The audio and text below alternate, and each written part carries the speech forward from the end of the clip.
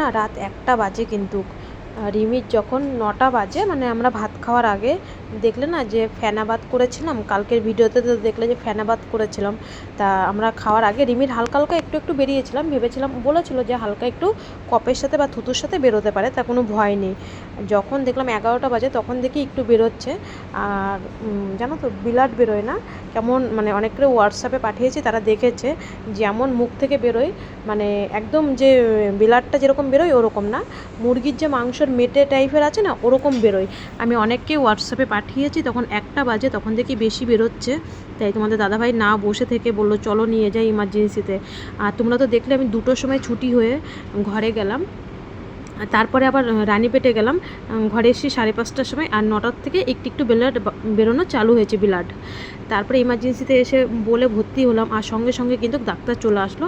তারপরে কিন্তু আমি আর কোনো ভিডিও করিনি, ওরা যখন চ্যানেল করলো জানোই তো আমাকে বাইরে বের করে দেয়। আর ওদের যেরকম ইমার্জেন্সিতে ট্রিটমেন্ট ওরকমই চালু করলো। আর এদিকে দেখো তখন তো মাত্র 1টা বাজে, আর আমাকে বাইরে বের করে দিয়ে আমি কিন্তু ওরা চ্যানেল করলো, তোমাদের দাদাভাইকেও বের করে দিয়েছিলো। এখানে এরকমই নিয়ম, মা বাবাকে বের করে দেয়। আর জানো তো কী করেছে রিমিকে, সেই যেরকম দেখলে না নাকে গজ দিয়া, সেরকমই সেম গজ দিয়ে রেখেছে। এসে দেখি আমার মেয়েটা যে আজকে কী কষ্ট পেয়েছে জানো না।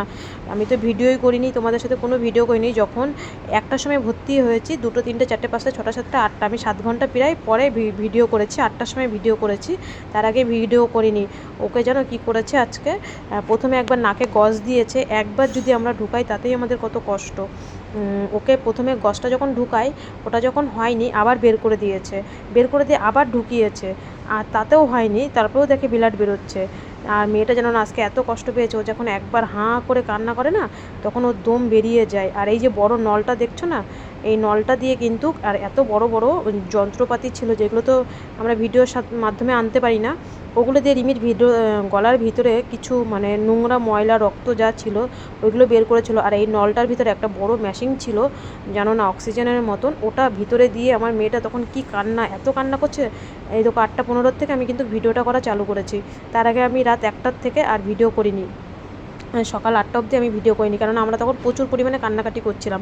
এবার সব প্রফেসররা আসছে আর মুখের ভিতরে খালি দেখছে, বলছে করো করো, এরকমভাবে জোরে জোরে বাঘের মতন সিংহর মতন ডাকো। আর এইখান থেকে ট্রিটমেন্ট হয়ে তারপরে বের করে দিল, ওপিডি বিল্ডিংয়ে নিয়ে যেতে হবে। যেখানে ওপিডি বিল্ডিংয়ে বলতে রিমিকে যে বি ওয়ার্ডে রাখা হয়েছিল, যেখানে টনসিল অপারেশনের পরে, তারপরে সেই দিনকে যে রক্ত দিলাম সেদিনকেও যে 3 দিন থাকা হলো, নাকে পট্টি দেওয়া ছিল, তোমরা তো দেখেছো ভিডিওর মধ্যে। ওইখানে নিয়ে যাওয়া হচ্ছে। আর জানো না, আমি যদি সেই দৃশ্যগুলো দেখাতে পারতাম, আমি যদি ভিডিওর মধ্যে দেখাতে পারতাম, আমি দেখাতে পারছি না, এটাই ওইসব তো দেখানো যায় না।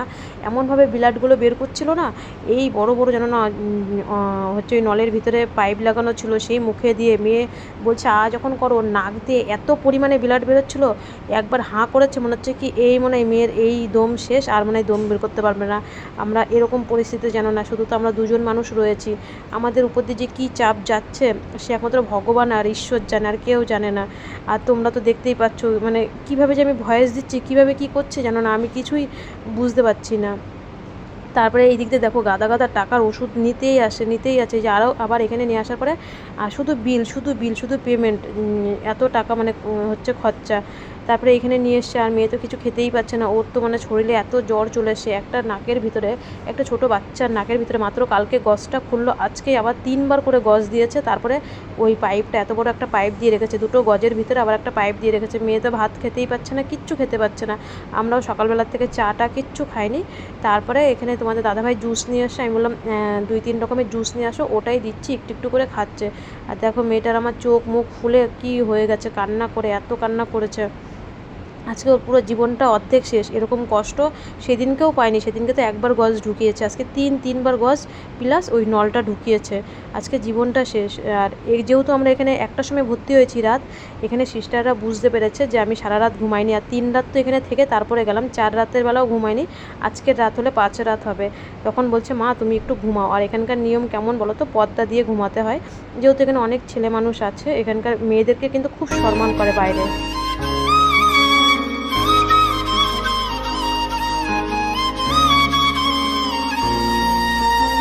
আমার কিন্তু জানো ঘুমটা কিন্তু একদম হয়নি, কারণ রিমিকে একটু পরপর জুস দিতে হবে। আমার একটা চিন্তা রয়েছে যে আমার সোনাটা তো কিছু খেতে পাচ্ছে না, আমার মানু তো কিচ্ছু খেতে পাচ্ছে না ভাত টাত, ওকে 10 মিনিট 5 মিনিট পর তুলেই এখানে আমাদের ফ্রিজ মানে পেশেন্টের জন্য ফ্রিজ আছে, সেই ফ্রিজে তরমুজের রসটা আর অরেঞ্জের রস আর শরবতির রসটা আমি থুয়েছিলাম, ওখান থেকে এনে খাওয়াচ্ছি। এই 3 রকম রস আর জল আর জলের উপরেই রিমি কিন্তু রয়েছে। আর দেখো মেয়ে কিন্তু শুধু কান্না করে যাচ্ছে, শুধু বলছে সিস্টারকে আমার ব্যথা করছে। ওরা প্যারাসিটামল দিচ্ছে।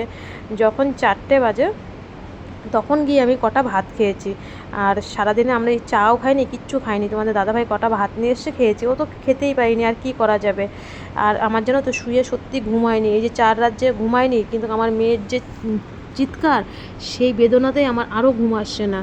আর এদিকে দেখো চা নিয়ে এসে তোমাদের সন্ধ্যে 6টার সময় তোমাদের দাদাভাই ও রুমে চলে গেছিলো। আমি বললাম রুমে যাও, তুমি একটু গিয়ে বিশ্রাম করো, আমি পারবো, আমি মেয়ের কাছে আমি সারা রাত জেগে থাকতে পারবো, তুমি যাও। তাই 6টার সময় এই সারাদিনে একবারই চা খেয়েছি, সকালবেলা তো চাই খাওয়া হয়নি, 8:30 অবধি তো ওখানেই কান্নাকাটি, রাত 1টার থেকে। তারপরে সন্ধ্যেবেলা নেমে আমি একটু চার্জে প্রার্থনা করে আমি বললাম মা তুমি একটু বাপির কাছে থাকো, আমি যাই। বললো ঠিক আছে। আর 5 মিনিট পরই কিন্তু আমি লেবুর রস আর ওই জুসগুলোই খাওয়াচ্ছি। তারপরে আমি বললাম মা কী খাবি রাত্রিবেলা, একটু তো ভারী খাবার খেতে হবে, এত গাদা ওষুধ যাচ্ছে। বলছে ফেনাবাত করবো। তাই তোমাদের দাদাভাইকে আবার 7টার সময় পাঠিয়ে দিলাম।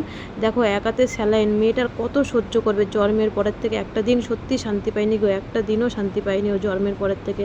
আবার এই হাতের থেকে রক্ত নিয়ে গেল, ব্লাড নিয়ে গেল, ব্লাড পরীক্ষা করবে, কালকে সকালের মধ্যে রিপোর্ট আসবে বললো। আর এইখানে এই যে বললাম আমাদের ফ্রিজ আছে, আমাদের বলতে হসপিটালের ফ্রিজ আর কি, পেশেন্টের জন্য। এখানে সবার আইসক্রিম, তারপরে সবার যা জল টল এখানেই থাকে। আর তোমাদের দাদাভাই পরে ফেনা ভাত রান্না করে নিয়ে আসলো, আলু সিদ্ধ ডিম সিদ্ধ দিয়ে ফেনা ভাত। ওটাই একটুখানি খেয়েছে, 2 চামচ খেয়েছে, ফেনা ভাত ছিল বলে তাই। আর কিন্তু ও কিচ্ছু খায়নি রাত্রিবেলা। আর ওই জুসের উপর দিয়েই যাচ্ছে সারাটা দিন, ওই জুস আর মানে জুস খেলে যা হয় ওটা কি আর পেটে থাকে, ওটা তো টয়লেট করলে বারবার টয়লেটে যাচ্ছে।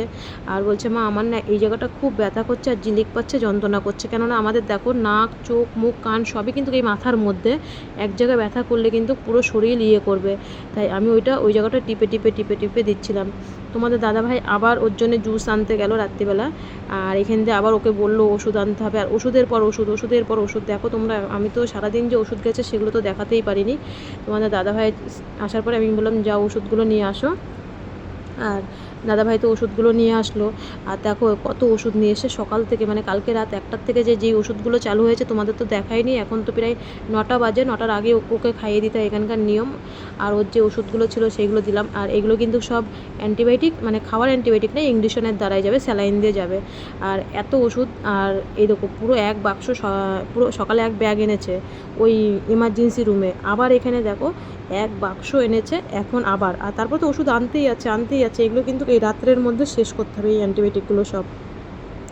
তাহলে বলো, এই হাতে সুই ফুটানো, ওই হাতে সুই ফুটানো, আর কত সহ্য করতে পারে। 4 দিন পরে রুমে গেলাম, আবার রাত 2টো, সকাল 2টোয় গেলাম, দুপুর 2টোয়, আর চলে আসলাম রাত 2টোয়। আর এদিকে দেখো প্রায় বেজে গেছে এখন 11টা 20। আমি তো কিচ্ছু খাইনি। সেই ফেনা ভাত, কালকে তো ফেনা ভাত দেখলে এখানকার চাল না এরকমই, ফেনা ভাত করলে না একদম গলতে চায় না। ওই রিমির জন্য এনেছিল, যখন 11:30 বাজে তখন থেকে কি পুরো পান্তা ভাতের মতন জল হয়ে গেছে। তাই 2 চামচ খেলাম। আর কি করব, খেতে হবে, খেয়ে বাঁচতে হবে, বেঁচে থাকার লড়াই করতে হবে রিমির জন্য। আমার এখন অনেক বাঁচতে হবে, লড়তে হবে, অনেকটা এখনও পথ চলতে হবে। জানি না কোনো দিন দেশের বাড়িতে ফিরতে পারবো কি না পারবো, কিন্তু এখানে চলার মতন ওটুকুই খেলাম। আর এইদিকে প্রায় 12টা বেজে গেছে। আর রিমি তো শুয়ে পড়লো, দেখো সবাই শুয়ে পড়েছে, আমি সেই চেয়ারেই বসে কাটিয়ে দিলাম। সবাই ঘুমিয়ে পড়েছে, শুধু আমরা 2জন জেগেছিলাম। আমার সামনে একটা দাদাভাই ছিল, ওনার স্ত্রী আর আমরা 2জন জেগেছিলাম। আর আমি চেয়ারে বসে সারা রাতটা এইভাবেই কাটিয়ে দিলাম।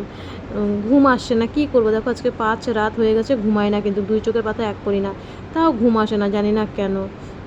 যতদিন হয়তো এই বিএমটি পুরো সাকসেসফুল না হবে ততদিন হয়তো এরকমই চলবে। তোমরাও তো বুঝতে পারো, সবাই তো আমরা মা, তাই না? আর কি করা যাবে। চলো আজ এই পর্যন্ত। সবাই ভালো থেকো, সবাই সুস্থ থেকো। জানি না কত দূর আমি তোমাদের ভিডিও দিতে পারবো, কিন্তু আমি চেষ্টা করি তোমাদেরকে পুরো বিএমটির ভিডিওটা তুলে ধরার।